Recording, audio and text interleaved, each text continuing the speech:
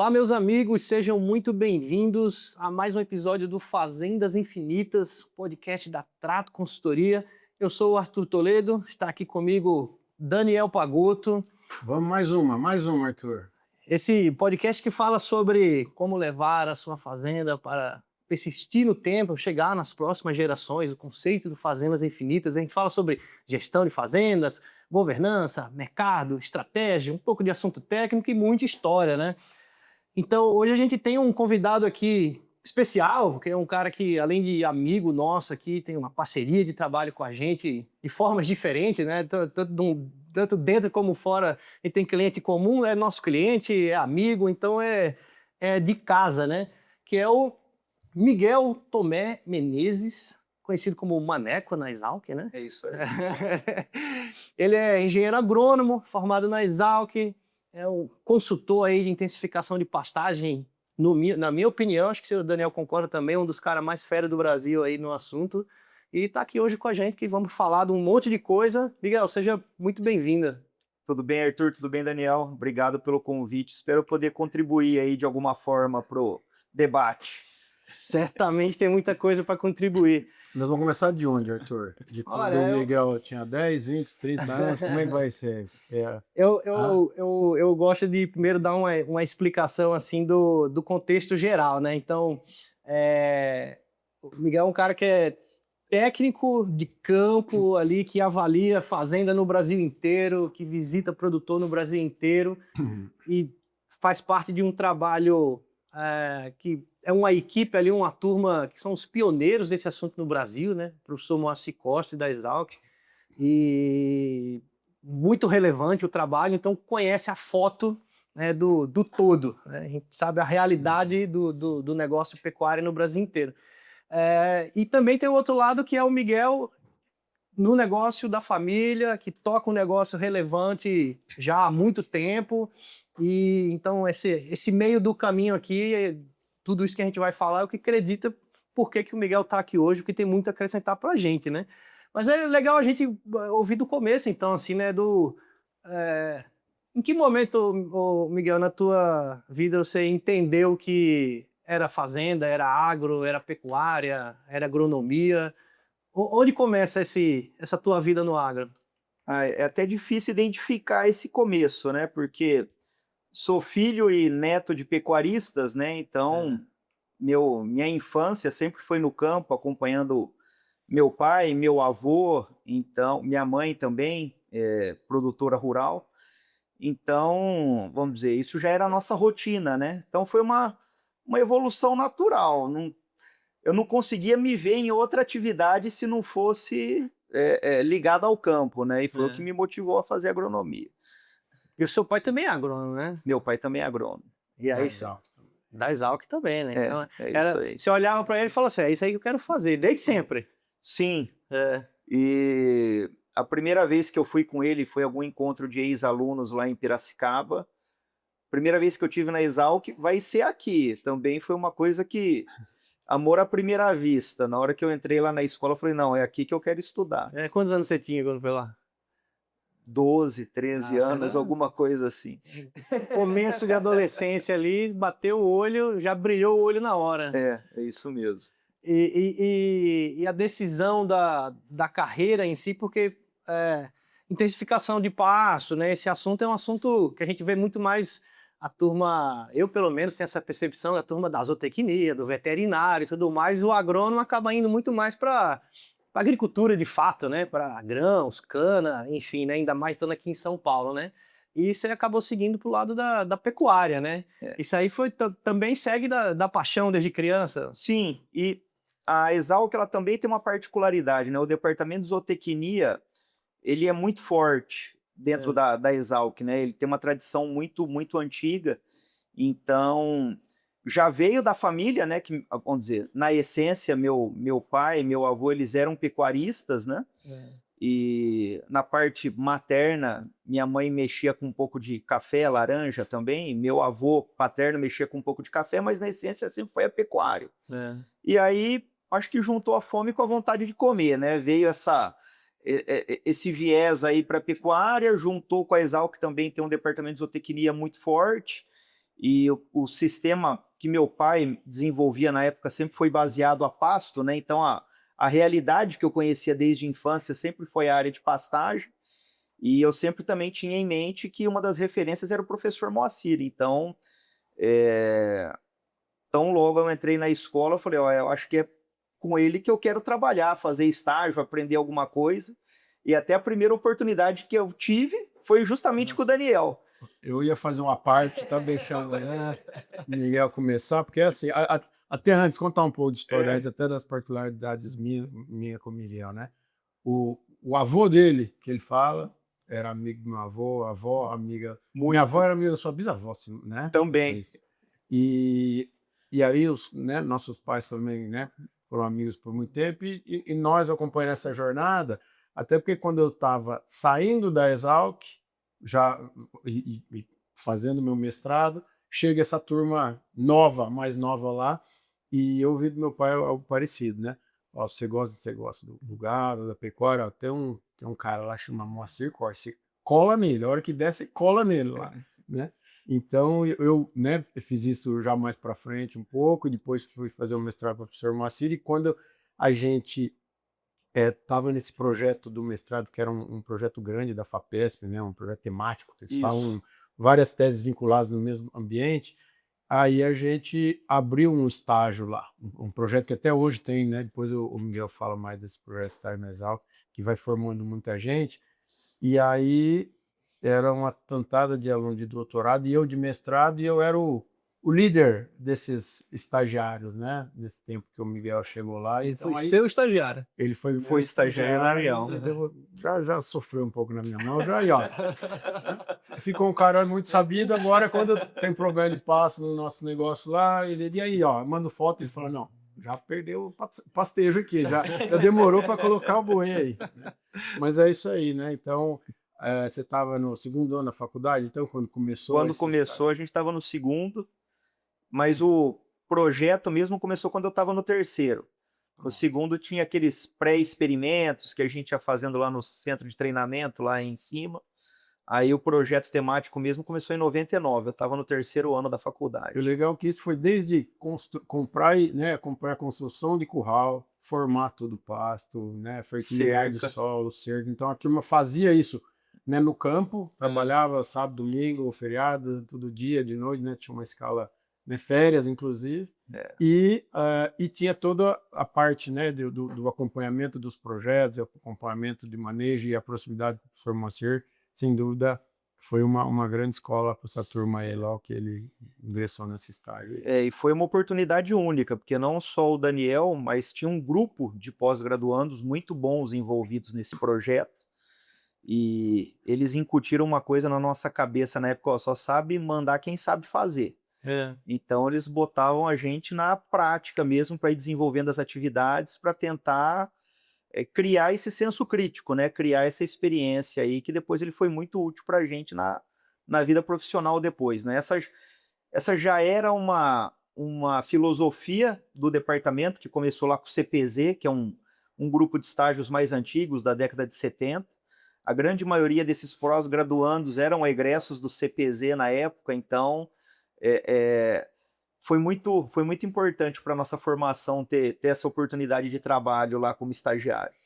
E aí, nesse tema, né, da pecuária intensiva, aí eu sei que é um tema que as pessoas gostam muito, se interessam muito, porque é onde vê possibilidade de ter um resultado melhor, né, de explorar ao máximo de potencial que tem nas propriedades. E a gente sabe que é assim, uma dificuldade muito grande no Brasil. A gente tem, né, um país inteiro coberto de pasto, mas é pouco eficiente, né, muita perda, muita falta de conhecimento técnico ainda, né? Imagina há 20 anos atrás, o tempo faz isso, né? Tem o quê? 20 anos aí que você está na... Mais, 25. 25 Esse anos, ano né? eu faço 25 anos de formado. Então, 25 anos atrás, você entrar na turma lá do Moacir Corse, Daniel Pagotto e outros aí, tantos nomes importantes aí que hoje, né, fizeram suas carreiras ligadas a esse assunto. O que fascinou você ali, você entendeu que, pô, isso aqui é uma vertente interessante dentro desse conteúdo? Por que você vai né? Por que você ficou nesse mundo pecuária intensiva? A gente entende que a pecuária ela só vai se integrar com outras alternativas de uso do solo se ela conseguir entregar para o produtor uma rentabilidade semelhante às outras alternativas de uso do solo, né? Então, a gente precisa começar a tratar a pecuária de uma maneira mais profissional. A gente sempre vai levantando alguns dados e é interessante. Você pegar, por exemplo, a pecuária, a média da produtividade nacional pecuária e comparar com cana-de-açúcar ou soja, que são duas atividades relevantes aqui na região, ela representa 15% da produtividade média de cana e de soja, entre 15% e 16%. Seria a mesma coisa de um sojicultor, de um produtor de cana levantar todo dia para produzir 10 sacas de soja por hectare ou 11 toneladas de cana por hectare. Se eu falar para sério? Essa é a média pecuária? Não é possível. 5,5 arrobas por hectare por ano. Se eu chegar para um sojicultor, eu vou falar para ele, ó, você vai acordar cedo, trabalhar de sol a sol, 365 dias do ano, para produzir 10 sacas de soja por hectare. Um canavicultor, 11 toneladas de cana por hectare. Ele vai olhar para mim e falar assim, amiga, eu acho que é melhor ficar em casa assistindo televisão, porque eu não vou sair do lugar fazendo isso. E o pecuarista faz isso todo dia e acha que vai ser bem sucedido, né? Então, a nossa ideia é quebrar esse ciclo. E é interessante que a pecuária ela é tão fechada nisso daí que até o produtor atrasado ele é chamado de pecuarista tradicional, né? Ele não é chamado de pecuarista atrasado. Então, a gente percebe que até nisso ele se protege, né? Mas a ideia, a verdadeira integração é quando a gente tem diversas atividades de uso do solo trabalhando no mesmo nível tecnológico. Aí... Até porque, né? Até porque tem né, esse ativo patrimonial de baixo ali que você rentabiliza, né, todo ano um percentual desse ativo patrimonial, né? Então uma coisa e ainda tem, né, em várias regiões a turma que faz pecuária extensiva, onde a turma está fazendo cana e agricultura, ou seja, aquele ativo imobilizado ali está rentabilizando muito menos do que poderia rentabilizar, né? Muito então, menos. É isso aí. Então está perdendo dos dois lados, né? Na parte de produção quanto na parte de valorar quanto está imobilizado para você poder produzir em si. E é interessante que o principal negócio desse pecuarista tradicional ele é imobiliário, né? Se ele escolheu ou não, a gente não sabe, mas o maior negócio do pecuarista tradicional é imobiliário e, né, a turma não sei se vai achar muito bom, mas muitas vezes a gente fala que a turma brinca de boi, né? E o desafio é isso aí. É um negócio imobiliário de baixíssima liquidez, né? Também. Então, mas aí, há 25 anos atrás, acredito que esse era um assunto... Hoje, para muita gente, ainda é difícil de entrar na cabeça do cara essa forma de trabalhar mais intensiva. Tem muita gente que ainda fala, não, isso aí é tudo conversa. Isso aí os caras querem te enfiar adubo, querem te enfiar ração, eles querem te enfiar produto para você comprar. O negócio é pasto. Você tem que ter pasto e acabou, mas... não parece que capim é um negócio que cresce assim de qualquer jeito, né? Tem a professora Janaína que fala, né, no meu livro lá, meu dinheiro não é capim, né? Que tem aquele dito popular que fala, isso aí é igual capim, parece que é um negócio sem valor, né? Que é só jogar lá que vem, né? Mas não é bem isso, né? E nesse começo teu lá, onde você viu esse potencial, assim, de ver que ó, a gente tem um resultado muito abaixo da soja ou da cana e tem potencial para ser igual, para competir de igual para igual? Qual era a visão que tinha nesse momento ali de intensificação de pecuária? O professor Moacir, ele sempre foi um grande estudioso do tema e ele sempre foi um entusiasta, né? Então, mesmo antes de eu fazer parte do grupo de estágio, as primeiras palestras que eu assisti dele, eu já saí de lá encantado. Falei, não, é nisso que a gente tem que trabalhar. A virada de chave é onde a gente vai conseguir promover uma mudança conceitual e estrutural da pecuária através da intensificação de pastagens, que ela tem um potencial enorme. A gente não usufrui em quase nada desse potencial, então a chance de crescimento nessa área é... O próprio professor Moacir, ele fala, a gente ainda não sabe onde a gente pode chegar, ainda não atingimos o limite, nem nós sabemos o limite disso daí. Eu acho que já passou aquela barreira, né, de 20, 30 anos atrás, quando a turma falava, não, tem um louco lá em Piracicaba que fala para jogar 300, 400 quilos de N, né, no pasto, né, que é um absurdo. Mas antes era isso, né, você passar pelo conceito da fisiologia do capim, do pastejo, próprio pastejo rotacionado, boi gordo é o que boi você deixa o boi quieto na invernada, né? Então, muitos conceitos aí que foram tendo que ser revalidados e reafirmados no tempo, né, com esse pioneirismo do professor Moacir, que agora não é tão né, já passou esse tempo, mas ainda assim, né, Miguel, nós estamos muito longe de onde dá para chegar. A pergunta, ou a tua opinião sobre o que eu gostaria de saber, assim, como que você acha que é o melhor caminho para você, que é o extensionista, a gente que, né, conta um pouco de história, que roda aí também, qual que é o melhor caminho para o produtor rural, né, entender que esse caminho da aplicação de tecnologia é o que vai levar o negócio dele ao longo do tempo? O nosso modelo, ele sempre Uhum. é baseado no começar pequeno, sabe? Porque a gente entende que 90% do nosso trabalho é justamente treinamento, é o manejo do pasto. Que você falou muito bem, Arthur, o capim, você planta de qualquer jeito, ele acaba nascendo, ele tem um alto potencial produtivo, ele é adaptado em solos de baixa fertilidade. Se você fizer uma correção de solo, uma adubação, ele é altamente responsivo a essa fertilização. O pulo do gato está em transformar esse capim em produto animal, em arroba, em leite, assim por diante. E para isso a gente tem que fazer um manejo correto. Ajustar a carga animal de maneira proporcional ao que o capim está produzindo, colocar o animal no momento certo, tirar o animal no momento certo, fazer ajuste adequado da infraestrutura para aquele tamanho de módulo ou para aquele tamanho de lote, assim por diante. E um dos pontos que eu acho que o produtor mais se frustra quando ele vai começar a intensificar o processo é esse. Às vezes ele faz o investimento, mas ele não tem o retorno esperado e ele peca justamente no manejo. Ele gasta o dinheiro produzindo capim e aquele capim acaba não se transformando em produto animal. Ele perde muito pasto. Tem alguns dados nossos que mostram que a eficiência de pastejo, para a gente ser bem sucedido na intensificação de pastagens, ela tem que ser próxima de 60%, 70% do que está sendo produzido, o animal está colhendo. É quase um corte para silagem, né? E a gente encontra muito frequentemente no campo pessoas com 30%, 40% de eficiência de pastejo. Então, numa situação dessa, ele não vai ser bem sucedido. Então, a gente entende que tem que começar pequeno, porque aquela área pequena ela vai ter a atenção da equipe. A gente brinca que é que nem gado de leite, tem que dar bom dia, boa tarde, boa noite para o capim, né? Então, ele tem que entender o processo, entender como aquele capim está crescendo, as novas velocidades com que os processos estão acontecendo. A gente até brinca com as equipes que o que eles vão ver num pasto adubado é o que eles viram a vida inteira, só que numa velocidade muito mais rápida. Às vezes o que demorava 15, 20 dias para acontecer, acaba acontecendo em 2, 3 dias. Então, ele tem que calibrar a mentalidade dele para aquela nova velocidade. Então, quando a gente começa pequeno, a atenção da equipe ela fica focada naquilo ali. E na hora que aquilo ali começa a dar certo, a gente lança um desafio maior.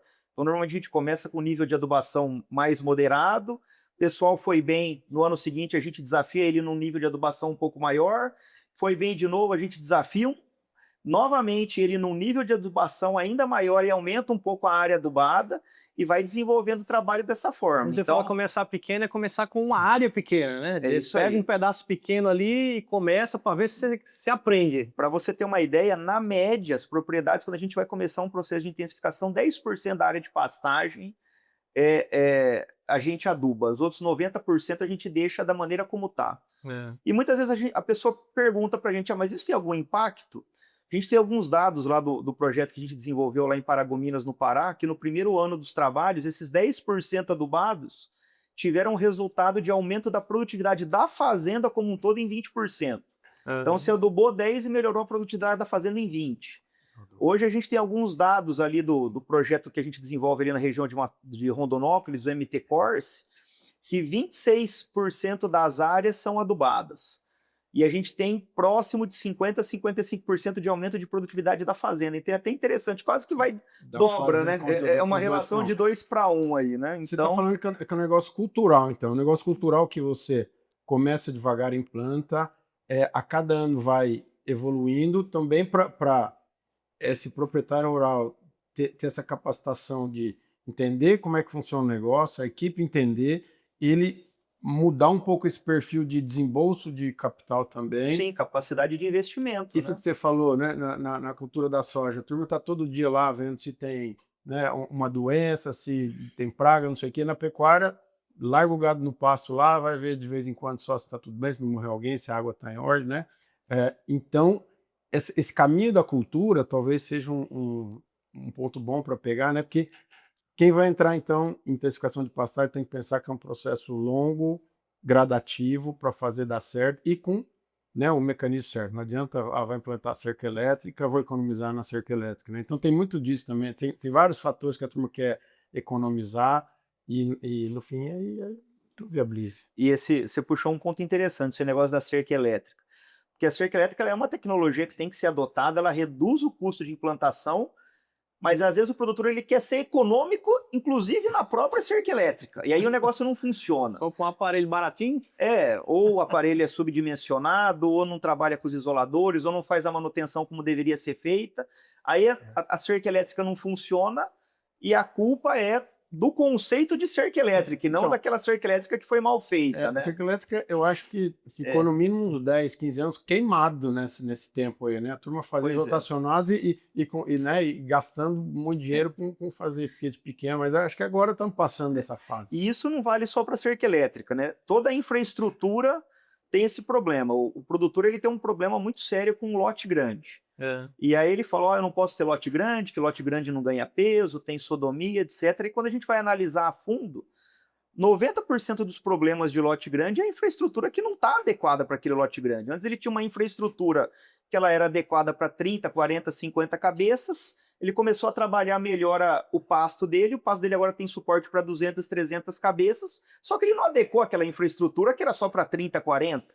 Então, ele tem acesso à água limitado, acesso a coxo de sal limitado, tamanho dos cochetes ou das porteiras para acesso às áreas de manejo estrangula o lote. Às vezes o animal não tem aquela área de manejo no seu campo de visão, tem diversos detalhes aí que tem que ser contemplados, e aí ele bota a culpa no lote grande, não na infraestrutura, né? Hoje a gente tem diversos projetos que às vezes rodam mais de 1000 cabeças juntas, tendo bons desempenhos somente a pasto. Então, o que a gente precisa é adequar a infraestrutura. Então, é um pacote tecnológico. Então, por isso que tem que começar pequeno para criar uma cultura mesmo dentro da fazenda. E na hora que a gente cria essa cultura, fica fácil de você irradiar essa cultura depois para as outras regiões da fazenda, né? Fazer um crescimento horizontal. E nesse contexto, né, assim, vocês, né, acompanham aí, sei lá quantas fazendas ao longo desses anos, né? Passa de 1000, talvez. São muitas fazendas. Eu demoraria um tempo agora aqui para fazer essa conta, né? Mas se colocar na conta do professor Moacir, né, que é o pioneiro e que está há muito tempo aí no processo, acho que nem ele saberia fazer esse levantamento. Ao longo desses anos você consegue ver o cara que começou, adotou, funcionou, foi para frente e desenvolveu, e tem um cara que começou e não foi para frente, desistiu, saiu fora.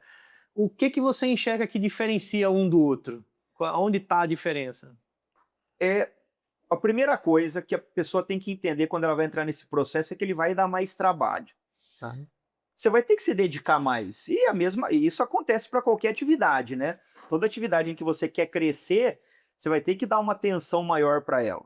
E muitas vezes o produtor ele acredita que ele vai fazer esse processo tendo menos trabalho. E aí na hora que ele tromba com essa adversidade, algumas pessoas desistem, mas essas pessoas elas desistem rápido. Pessoas assim que não duram 6 meses dentro desse trabalho, né? Agora as que rompem essa primeira etapa, o professor Moacir ele bate muito nisso, que a maior inércia é você dar esse primeiro passo ou os 2 primeiros passos dentro do processo de intensificação. A partir do momento que você atinge um nível tecnológico aí medianamente, médio a moderado, dali para frente é muito rápido, porque daí você já entendeu os conceitos, você já entendeu o processo, e aí o negócio ele começa a se desenvolver de uma maneira muito mais fácil, né? Então, a ideia é essa, a pessoa tem que entender que ela vai ter que se dedicar. Eu acho que esse é o primeiro ponto. E a equipe também, né, Miguel? Sim. Porque muitas vezes a gente fala, né? O Arthur gosta de falar muito. Não, você começa a intensificar, você começa a, né, melhorar o seu padrão de gestão, o funcionário, o colaborador está numa zona de conforto ali, você vai dar um negócio que vai dar mais trabalho para ele, vai falar, né? Lá vem esses caras com ideia, né? Que o cara estava acostumado a só passar no pasto, de vez em quando contando cabeça, de vez em quando laçando uma criação, para ele estava isso. Agora você fala, agora você tem que mudar o gado, observar o pasto, se vai mudar ou se não vai, anotar, né? Você dá uma cadernetinha pro Monitorar cara. se tem praga, se tem infestação de daninhas e assim. O consultor passou lá dando um Viu o monte de choque da recomendação, né? cerca. Ver se a cerca tá funcionando, porque a cerca comum, né? Você tem que ver quando arrebenta. O choque você tem que estar verificando se ele tá ligado, né? E então muda, né?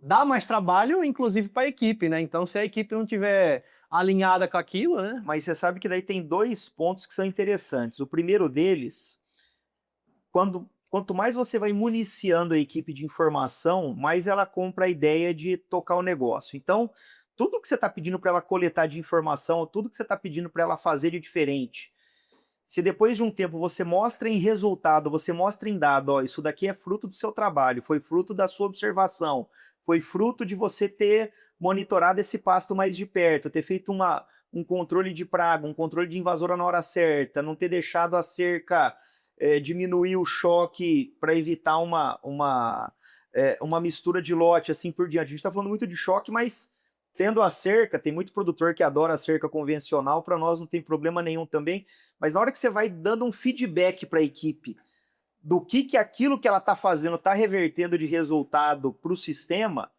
a pessoa fica viciada naquilo, é impressionante. Ô, Miguel, mas é o perfil de pessoa, ou às vezes né, tem o vaqueiro que é mais tradicional, fala, não, meu negócio é ficar montado no cavalo, esse negócio de, né, muito moderno não é comigo também. Então, tem muita mudança de perfil de equipe com né, com a chegada do pastejo intensivo. Oh, é pouco. A gente consegue sempre aproveitar muito das equipes que estão nas fazendas. Tem umas que têm uma resistência maior no começo, tem outras que têm uma resistência menor, mas eu até digo para você, as pessoas que têm grande resistência, a partir do momento que elas compram a ideia, para tirar da cabeça delas também vai ser muito difícil. Então, a gente até gosta de trabalhar com essas pessoas que são muito abertas e duvidam do nosso trabalho no começo, sabe? Porque é uma pessoa que depois que ela compra a ideia, ela vai ser muito parceira nossa. Mas ele falou uma coisa interessante, né? Porque o cara, assim, de dar o retorno para ele do porquê aquilo que ele está fazendo é importante e onde isso entrega resultado, eu enxergo que isso traz para ele um reconhecimento. Né? Você está sendo ouvido, você está sendo enxergado, o que você faz diferença. É que a gente sente muito que nas equipes, quando você tá ali falando com um cara que está indo embora ou que foi embora, você pergunta, por que você está saindo daqui, né? O cara fala, não, aqui ninguém me ouve, aqui, né, eu não valho, o sentimento de não valho nada, aqui eu em outro lugar é a mesma coisa, o cara não dá valor a gente aqui, o cara não dá valor a gente aqui. Esse é um detalhe importante, né, que acaba valorizando o funcionário, né? E são, às vezes, coisas que parecem ser bobas, mas às vezes um dado de chuva, você já manda para ele uma planilha com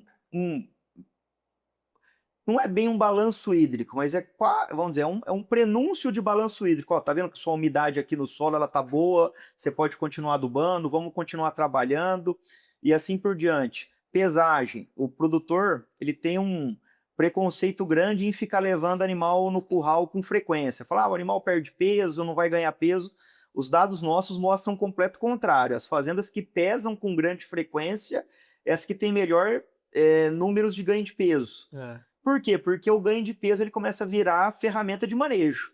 Se você pesa uma vez, agora nem tem a vacina de aftosa, mas a pessoa costumava pesar em maio e em novembro. Então, eu pesei em novembro, começou meu período chuvoso, vou pesar novamente em maio. Na hora que você chega em maio, aquilo ali é uma constatação de fato. Se foi bom, ótimo.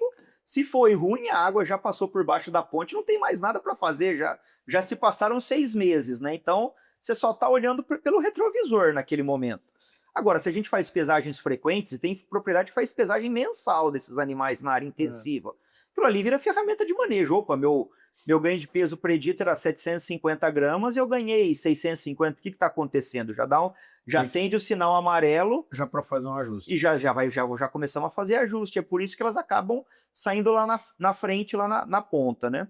E um outro trabalho legal que a gente fez aí de conscientização de equipes, em alguns projetos onde a gente tem um grupo de fazendas trabalhando na mesma região, o professor Moacir normalmente ele faz um encontro com os vaqueiros.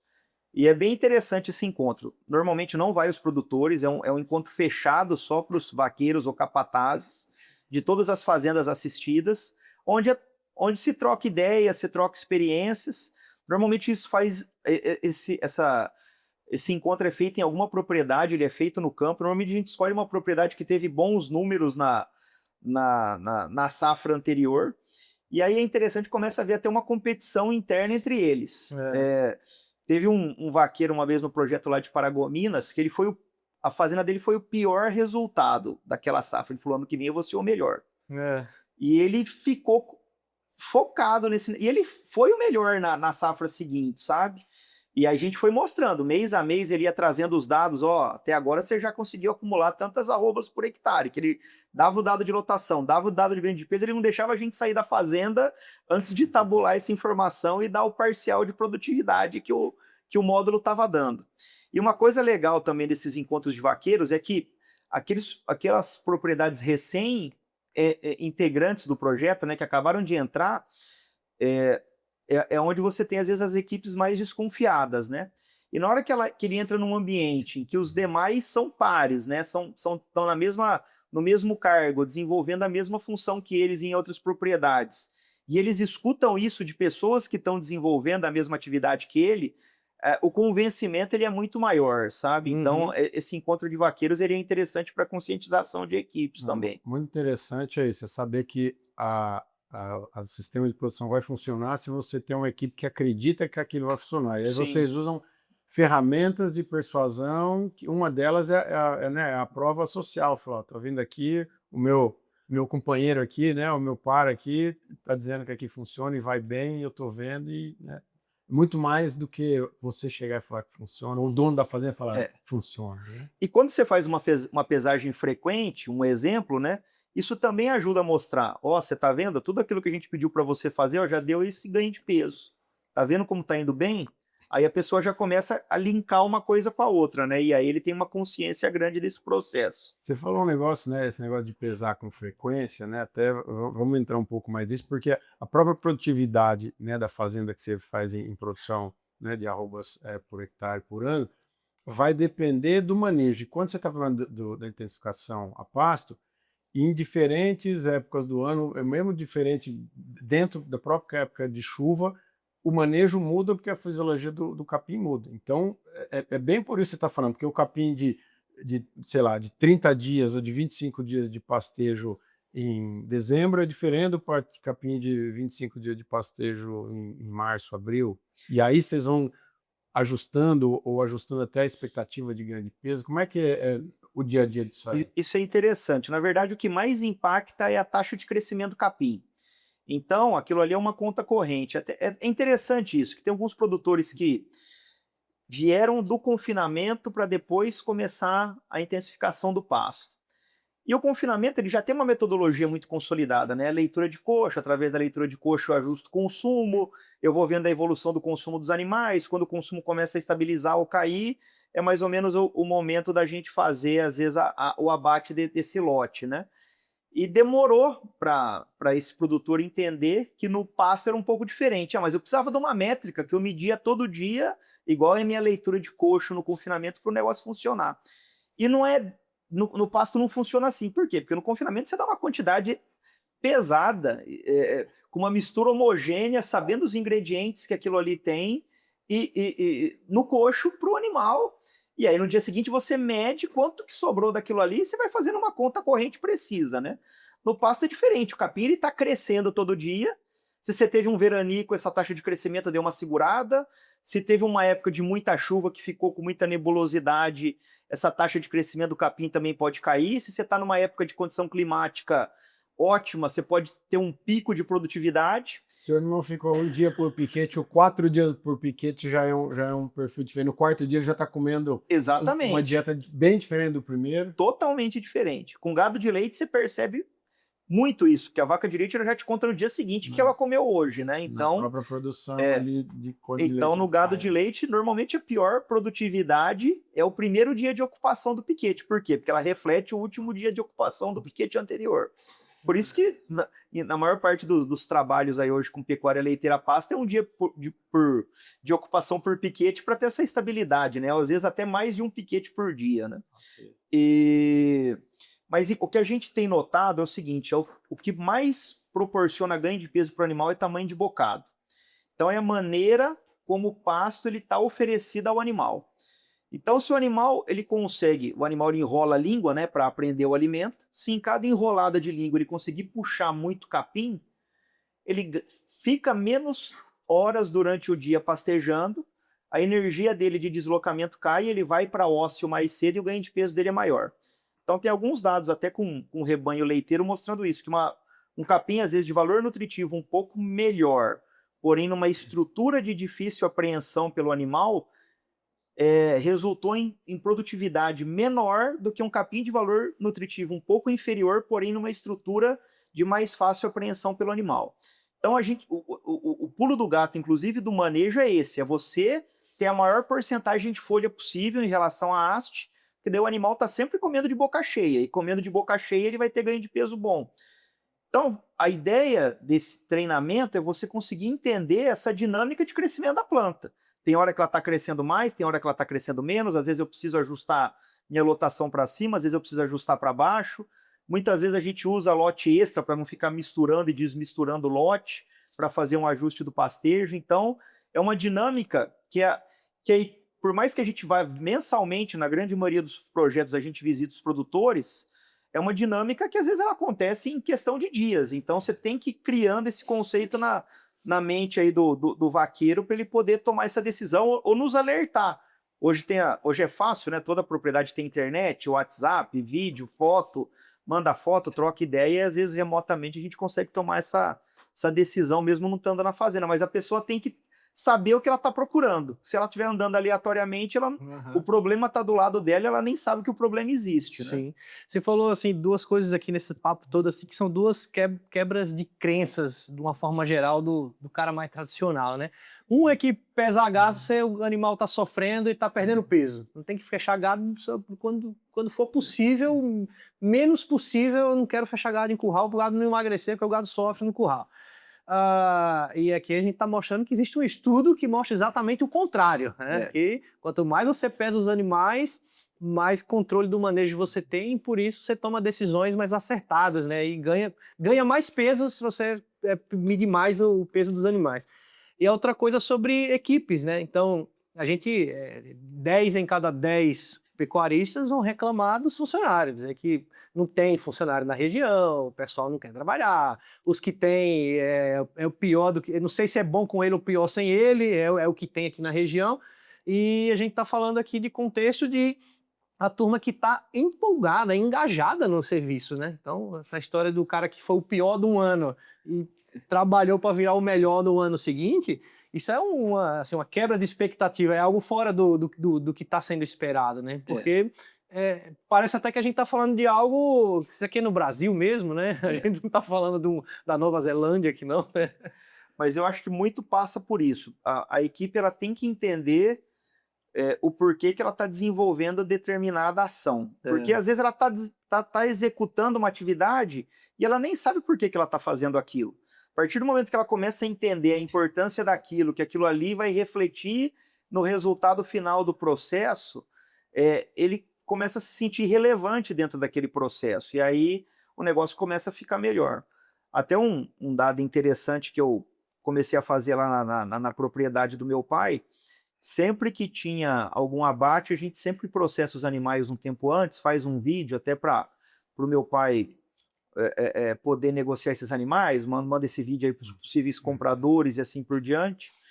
E eu comecei a falar, pessoal, coloca isso daqui no grupo que estão todos os encarregados de fazenda juntos. Ah, mas por quê? Falei, não, porque aquele indivíduo da fazenda de cria, ele tem que entender que aquele bezerrinho que ele curou bem o umbigo quando nasceu, virou esse boi gordo agora. Que ele teve participação nesse boi.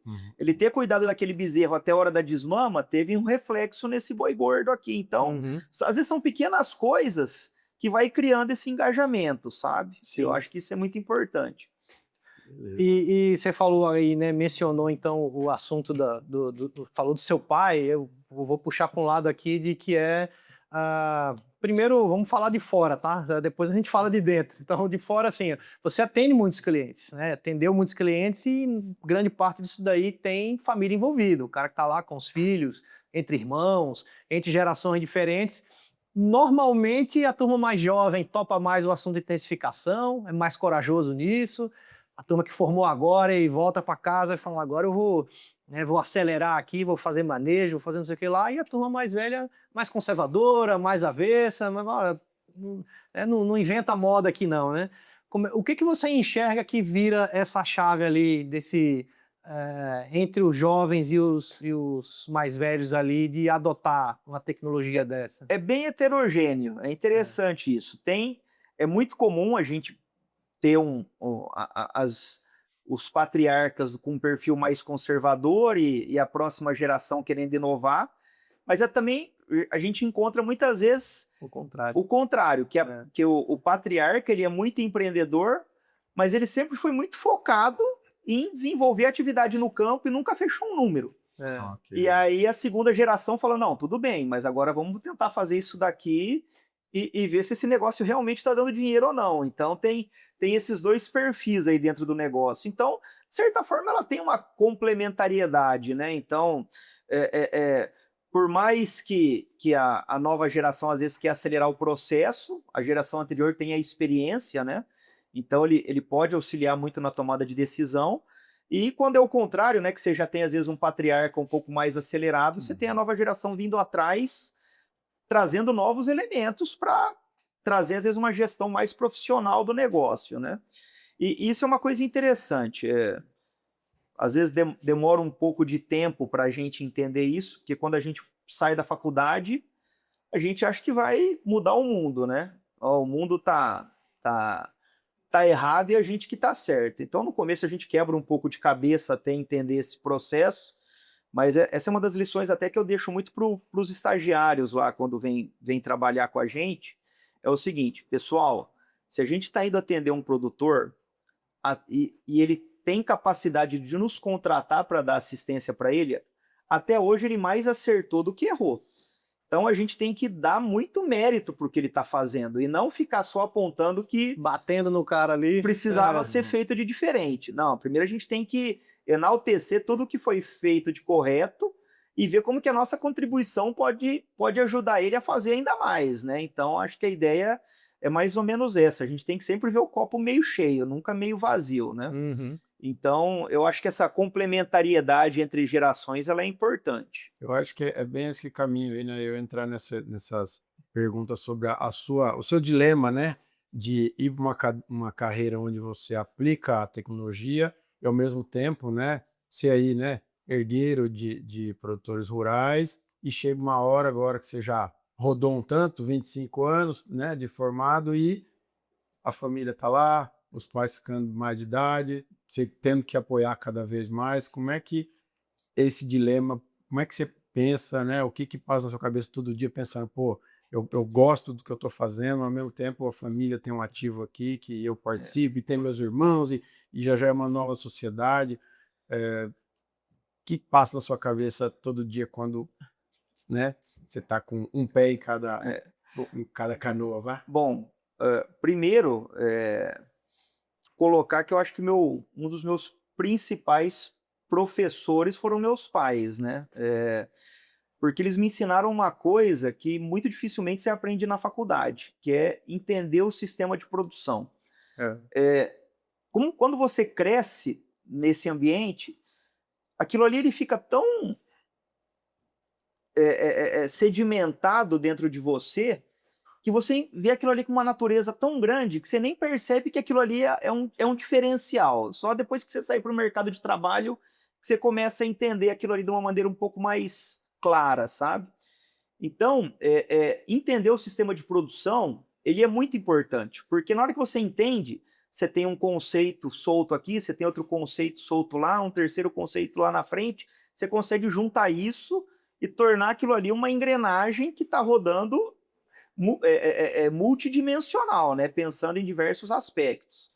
Então, eu acho que isso é uma coisa que me ajudou demais. Até logo que eu comecei a trabalhar com o professor, ele comentava comigo, ele falava assim, eu gosto de trabalhar com você que você entende bem o sistema de produção. E eu nunca entendi quando ele me falava isso. Falou, isso daqui, eu não sei por que ele me fala isso. Para mim é uma coisa tão pequena isso, não faz sentido. Qualquer um entende o sistema de produção, é uma coisa muito fácil. E eu comecei a entender depois como alguns estagiários que vieram trabalhar com a gente, eles tinham dificuldade de entender o sistema de produção. Aí que eu comecei a dar valor para esse negócio. Falei, o professor Moacir, ele tinha razão. E se eu tenho que agradecer alguém, são meus pais por causa disso, né? Entender o sistema de produção. Mas aí vem o choque geracional, né? Logo que a gente sai da faculdade, a gente está muito empolgado, querendo fazer um monte de coisa, de certa forma, isso gera um conflito. Às vezes o negócio está vindo num ritmo, vem uma nova geração querendo acelerar e tira a geração anterior da zona de conforto, e isso acaba gerando sempre algum tipo de conflito, né? E depois de um tempo eu comecei a entender que, de certa forma, eu tinha que tratar o meu pai da mesma forma que eu trato um produtor que eu atendo na assistência técnica. Ó, eu tenho que entender o que ele quer para o negócio dele e vamos tentar trabalhar esse negócio dentro do perfil que ele acha interessante. Do perfil dele, no tempo dele, na velocidade É isso dele. aí. Então, vamos dizer, de certa forma, isso acabou gerando uma certa acomodação, né? Então, a fluidez do trato com o negócio foi muito bom. Só que, em contrapartida, dentro do perfil que ele estava trabalhando, eu me sentia também, de certa forma, subutilizado. E aí foram surgindo oportunidades junto com a equipe do professor Moacir na parte de assistência técnica, e eu fui me desenvolvendo para esse outro lado, nunca deixando o negócio da família de lado, mas trabalhando o negócio dele de um tamanho que ele estava confortável, numa velocidade que ele estava confortável, e em paralelo eu fui desenvolvendo meu ofício em outros produtores, né? E conta, né, para nossa audiência aí, né, como é que é o perfil da sua família, né, que você com seus irmãos e quem é o cara do agro da sua geração é você. Conta essa história aí. É uma turma com um perfil bem conservador e é até interessante, né? Quando eu vou descrever um pouco o negócio da família, tem muitos grupos empresariais que eles buscam acelerar o crescimento deles, e durante esse crescimento, muitas vezes algumas coisas acabam escapando no vão do dedo, e aí depois de 2, 3 anos eles dão uma brecada para colocar a casa em ordem, depois eles dão outro estirão de crescimento, dá outra parada para colocar a casa em ordem e assim por diante. Lá em casa, não. O negócio tem que crescer sem escapar nada no vão do dedo. Então, são processos mais lentos, são processos que a tomada de decisão toma mais tempo, e a gente tem que aprender a trabalhar dentro desse ritmo e tentar extrair o máximo possível dentro desse perfil de trabalho, né? E tem uma parte muito importante, né, desse contexto que a gente está falando, e isso se reflete em quase todos os clientes que a gente tem, ou dos amigos que a gente tem, que tem só um profissional do agro, né, médico, veterinário, zootecnista, enfim, né, agrônomo, e que também tem o negócio da família, e que em algum momento, beleza, eu quero voltar ou estou tentando ficar aqui dentro. E a gente vê que tem um dilema, né, que é: esse cara cabe aqui dentro desse negócio, né? A gente tem aqui um caso o cara agrônomo, baita emprego numa multinacional, 35 anos ali, e a família fala: ó, a gente precisa desse cara aqui, mas eu vou conseguir pagar esse cara aqui dentro, né? Onde ele tá, ele ganha muito mais do que se ele vier aqui para cá. Será que eu não estou atrapalhando a carreira dele, trazendo ele aqui para dentro, né? Será que ele, dentro da visão profissional dele, não é melhor que ele fique fora? Como é que ele consegue colaborar aqui dentro? Até a gente mais cedo aqui gravou com o Danilo, que é também agrônomo, que voltou para cuidar das coisas da família. Fala assim: cara, é isso aí, eu voltei para casa para ganhar bem menos do que eu ganhava lá fora, né? E topei, eu que quis, não foi nem meu pai nem queria que eu viesse, né? Eu que vim para cá, né? Mas aí eu tô cuidando de um ativo que é da família e tudo mais, mas tem esse detalhe, né? Eu acho que ficou bem colocado assim o raciocínio de: olha, eu tenho que lidar com meu pai aqui como se ele fosse um cliente meu, eu tenho que me adequar porque o negócio é dele, né? Se é dele, não adianta eu querer atropelar ele para fazer do jeito que eu quero, até porque, né? É porque uma coisa é a nossa vontade, outra coisa é a vontade do líder, no caso, né, o seu pai. Agora, na transição que você está com os seus irmãos, então não é a sua vontade, né? A vontade, uma vez que seus pais né, dão alçado para a nova geração e fazem a transição da liderança, é uma sociedade nova também, com discussões novas entre irmãos também, com perfis diferentes, e quem entende do negócio mais é você, mas também você tem que ser o porta-voz e da explicação do porquê fazer cada coisa. Né?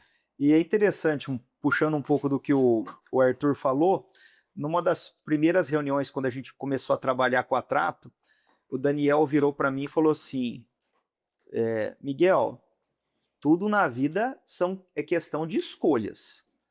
Então, não queira culpar o mundo de uma escolha que você fez.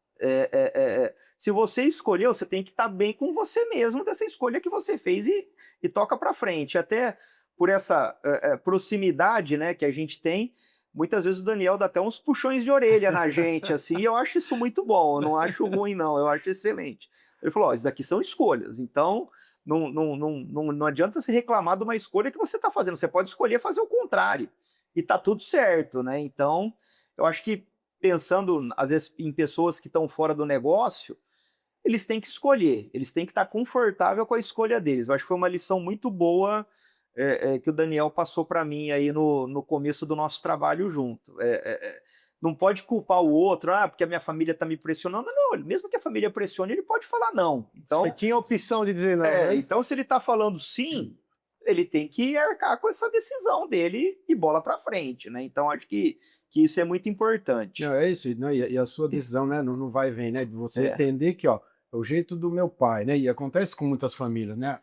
O jovem que chega na família, o Miguel que chega lá do estágio, não sei o que, o professor Márcio Costa falou, ó, gruda no professor, e aí a velocidade do seu pai de aplicar o que você está querendo aplicar não vai, né? Então aí vai da sua escolha, que foi o que você fez, beleza, ó. Meu pai não está na velocidade que eu quero escolher, então eu vou ser feliz fazendo o que eu gosto, tanto que você está, né, há décadas já, né, na sociedade aí com o professor Massir, fazendo essa extensão com, né, intensificação de pastagens. E no negócio da sua família, é outra cadência. Então você escolheu, falou, ó, deixa eu ficar aqui, mas tem gente, Miguel, que escolhe ficar à sombra do pai por 10, por 20, por 30 anos, e aí passa a geração inteira, né? Então, outro dia alguém falou aqui mesmo, né? Na sombra do outro, nem o capim cresce. O capim não cresce na sombra de outro, né? E por isso, e aí a vida passa e a pessoa fica frustrada e se vitimiza porque meu pai isso, minha mãe aquilo, meu irmão. Não é sempre você que escolhe, né, o caminho da sua vida. A não ser que você entre numa situação de extremo conforto, mas aí não vai reclamar, né? Tá tudo bem, ó. Eu escolhi ser assistente do meu pai. Meu pai tem 90 anos, vai fazer do jeito dele, né? Porque a gente tem casa que já ouviu aqui dentro da empresa, né?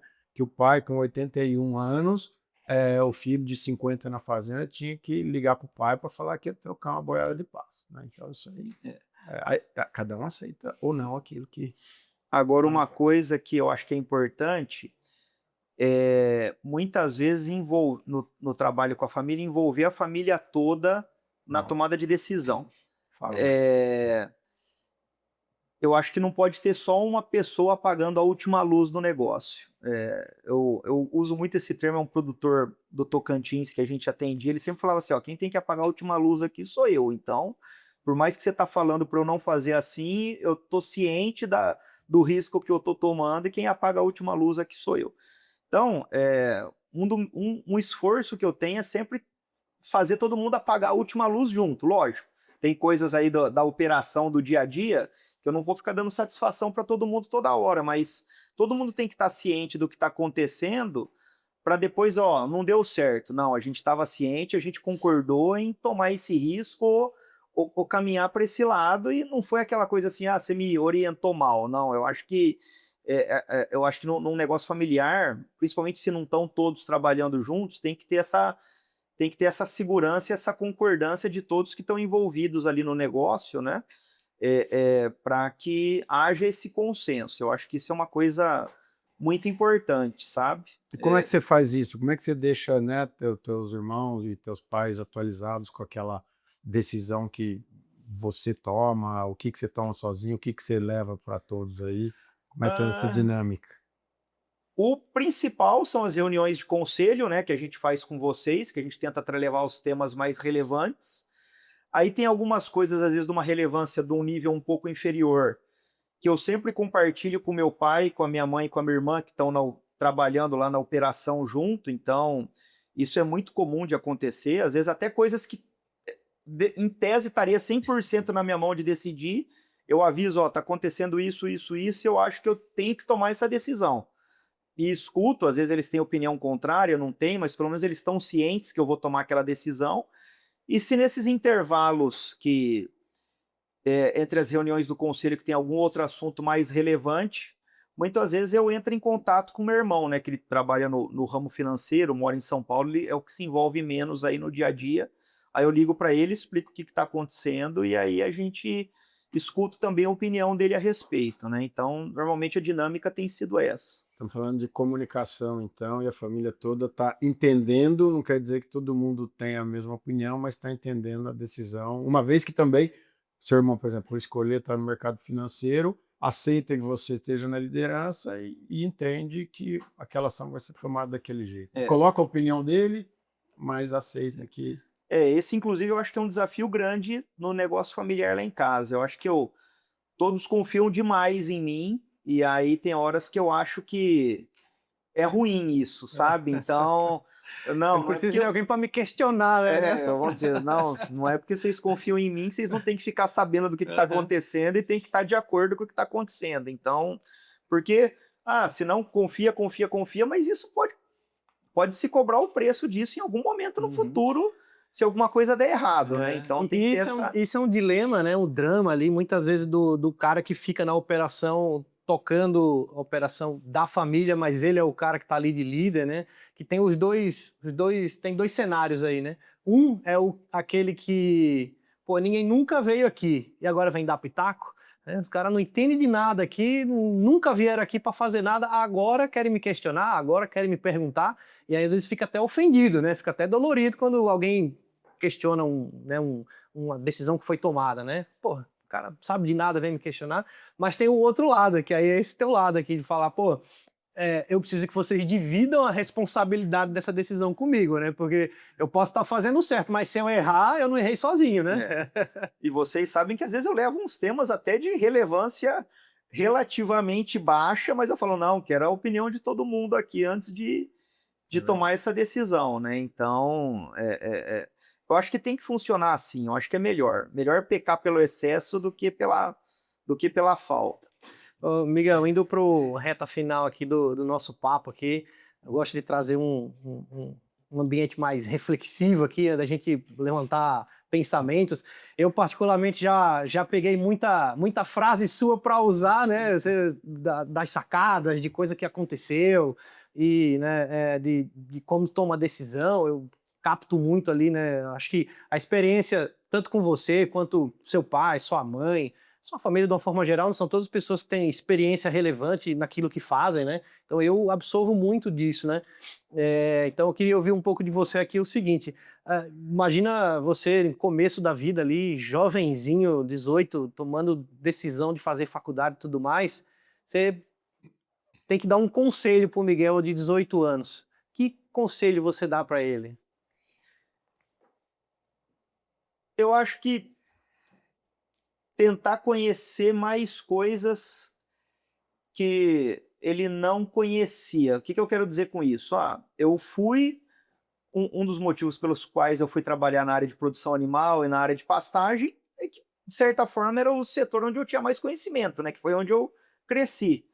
Será que hoje eu talvez não seria um profissional mais completo se eu não tivesse gastado um tempo entendendo um pouco de agricultura ou entendendo de alguma coisa dentro da área na área de graduação, para depois me especializar mais profundamente nessa área de produção animal no mestrado, né, como eu fiz depois? Então, talvez ter uma visão um pouco mais abrangente.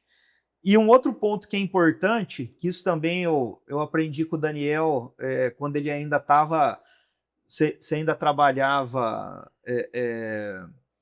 morava lá em Araçatuba ainda. Trabalhava com o grupo estrangeiro lá. Isso. E uma vez, conversando com ele no telefone, ele falou assim, você tem que pôr uma coisa na sua cabeça. Muitas vezes uma compra bem feita, ou uma venda bem feita, ou uma trava que você fez em dólar vai ter um impacto muito maior do que o melhor trabalho técnico que você fez dentro da propriedade. Então, se você vai gerir um negócio, você tem que ter essa visão global, você não pode ter só um foco técnico. Muitas vezes a pessoa que ela é estritamente técnica, ela não é um bom gestor. Tem que tentar ser o mais abrangente possível. Senão a gente... porque esse caminho acadêmico, né, de quem está próximo do professor Moacir, né, muito, né, muito intensivo, né? E aí eu acho que nesse tempo é isso, que eu tinha saído, né, da academia, estava, né, no mercado, vinculado com... né, aí você vê essas, né, tudo que faz volatilidade para o seu negócio da lucro, seja a exportação, o câmbio, né, eu acho que esse exemplo é isso, né, porque uma época da vida eu falava assim, coisa mais importante do mundo, do planeta é capim, gente, capim, ó, você pensa, o capim, ó, tá ali o capim, vem o sol, vem a água, né? Vem o adubo ali, É um milagre da natureza. vira carne, vira leite, não tem nada mais importante que o capim no mundo, né? Então vamos fazendo, fazer capim, intensificar, vamos dar lucro. Ah, mas peraí, agora eu preciso vender isso, né? O já está exportando, não sei o que, né? O dólar virou para outra banda. Ferrou, já, né? O que podia dar lucro já dá prejuízo e assim por diante, né? Isso aí, o mercado faz toda a diferença na hora que você integra a produção com a comercialização, né? É isso que a gente vai crescendo nesse ambiente de gestão e até por isso, né, que a gente modela lá a estratégia do seu negócio, o modelo financeiro, a gente falou um pouco hoje, né, de pessoas aqui também, né? E essa questão da proteção geral do patrimônio, que é o que um pouco da Trato faz com seus clientes, de fazer a gestão e proteger para que isso siga ao longo do tempo, né? Porque não adianta você ser o mais intensivo, mais entendedor da tecnologia, se você não está olhando os fatores também mercadológicos. É bem por aí, né? E tomar cuidado, porque é muito apaixonante, né? Você Sim. tá ali na pesquisa aí. Principalmente se você tem esse perfil técnico, né? Por aí. Ô, Miguel, eu tenho um pensamento, né, seu que eu captei, assim, que eu uso de exemplo bastante quando a gente está falando com os clientes, falando sobre alinhamento de visão de futuro, né, aquilo que vocês querem, do risco que querem correr, em que velocidade querem chegar lá. Eu lembro muito da frase que você falou assim, olha, eu tenho 2 filhos, se eu entregar para eles o mesmo que eu recebi do meu pai, eles estão recebendo a metade do que eu recebi, né? Eu quero entregar para eles, eu quero dar a mesma condição para eles que eu recebi dos meus pais. Logo, eu tenho que dobrar aquilo que eu tenho. Então, é uma meta ousada de crescimento no longo prazo, pensar em dobrar alguma coisa, né? E eu achei isso muito interessante, porque normalmente a coisa mais importante que a gente tem que ter quando junta um grupo é ver se todo mundo está olhando para o mesmo futuro, né? Se todo mundo quer a mesma coisa, porque se eu quero uma coisa, você quer outra, eu acho que a gente não vai ficar junto, né? Estamos querendo coisa diferente. E eu acho muito legal esse pensamento seu, né? De transmissão, né? Para os filhos, né? Pô, estou pensando num negócio lá na frente, né? E a gente às vezes depara com clientes, quando a gente faz essa pergunta de, pô, o que é que você quer para o futuro, o que é que você imagina no futuro, o cara fala assim, eu não sei, eu tô indo aí, né, quero que as coisas aconteçam e acabem bem, né, mas vamos tangibilizar isso daí, você quer crescer quanto, quer crescer como, né? Então, nesse contexto, qual é a tua visão de futuro, pensando no Miguel profissional, pensando no Miguel sócio, né, em família, do Miguel que tem filhos já em idade... Seu filho já tá na faculdade, mais velho? Não, tá quase, não. né? É o do Manezinho que já tá, né? Tá quase ali, né? A turma ali. O que você pensa de futuro aí desse negócio familiar? Eu acho que tem alguns aspectos que são interessantes nisso daí. O primeiro é que muitas vezes a gente tem que pensar um pouco fora da casinha, né? Quando eu falo que às vezes eu tenho que dar a mesma oportunidade para os meus filhos que eu recebi dos meus pais, às vezes não necessariamente é o dobro em área, Sim. mas às vezes pode ser o dobro em faturamento ou em rentabilidade. É até interessante, estava conversando com trabalhou conosco o Guilherme Natsumeda e ele parou de trabalhar com a gente na assistência técnica para se dedicar exclusivamente à fazenda, né? E agora ele estava num debate como de diversificação. E aí uma das coisas que ele veio conversar comigo, eles tinham avicultura antigamente lá na região de Dourados, estava com uma granja parada e ele estava estudando produzir cogumelo na área da granja. Uma granja de cogumelo deve ser um negócio gigantesco. Enquanto que É muito cogumelo. É muito cogumelo. Enquanto que aquela área da granja, se você for pensar em pecuária, não é nada, né? Então, muitas vezes você tem que começar a pensar, às vezes, até em alternativas de uso da propriedade que você consegue ter, às vezes, rentabilidades maiores, né? Então, outro dia eu também estava conversando com um colega de República e eles trabalham com flores e eles têm, acho que 10 ou 11 hectares de estufa, de flor. Isso é muita flor. E 11 hectares de pecuária não é nada, né? Então, às vezes você tem que pensar um pouco fora da casinha para buscar esse objetivo. E uma outra coisa que tem martelado a minha cabeça ultimamente, que o pessoal pensa muito assim, na sucessão familiar, de trazer as novas gerações para o negócio, esse tipo de coisa. Eu não vejo isso como uma coisa essencial. Na verdade, o que eu vejo eles têm que entender que aquele negócio existe, eles têm que entender que aquele negócio é importante para eles, que em algum momento da vida deles aquilo ali pode até ser um porto seguro num momento de adversidade. Então eles não podem se desligar daquilo, mas que eles têm que buscar a felicidade deles. Então, vamos dizer, se eu tenho um filho que o sonho dele é estudar fora, ou ir para a carreira de médico, ou para a carreira de engenharia, seja lá o que for, eu não vou privar ele desse sonho dele para cuidar da fazenda. Mas ele tem que entender que a fazenda está ali, e que é um ativo, e que é um negócio que vai dar renda para ele, que mesmo ele tendo essa atividade principal dele, de alguma forma ele vai ter que se dedicar. E que pode ser uma escolha também, né? Sim, sempre escolhas. Mas uma coisa que eu penso muito hoje até para as próximas gerações, a não só pensar no crescimento, mas pensar numa estrutura em que, se as próximas gerações, a principal atividade dela não for a fazenda, eu entregar para eles um sistema em que a fazenda ela roda minimamente bem, sem a presença deles, com um nível de governança bom, e que eles podem tocar aquele negócio em paralelo com as atividades principais deles. Isso é uma coisa que tem batido muito na minha cabeça recentemente, que eu acho que é uma coisa que vai bater na nossa porta. Eu acho que os meus filhos, os filhos do meu irmão, não sei se eles têm o perfil de sujar a botina, de estar lá no agro. Posso ter gratas surpresas aí no futuro, né? Mas se não vier, eu não quero forçar eles para uma natureza que não é a deles. E eu tenho que deixar um negócio minimamente preparado para eles poderem tocar o negócio lá para frente depois. Porque eventualmente vai ser a coisa dos filhos deles. Nós temos clientes assim, né? Que a geração intermediária não é a turma de sujar a botina, mas tem os netos já desesperados que falam, isso aqui é só crescer mais um pouquinho, já tá ali. Pra tá dentro, né? Ele tem que até dar uma segurada, né? Então isso daí é importante, ter essa visão. Muito bom.